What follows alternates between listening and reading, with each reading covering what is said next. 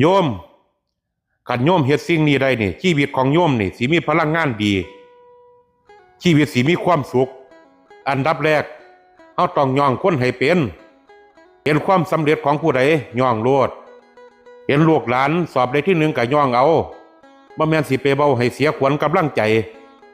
ข้อที่2ต้องรู้จักให้กำลังใจเจ้าของเองมื้อนี้เฮ็ดได้บ่ดี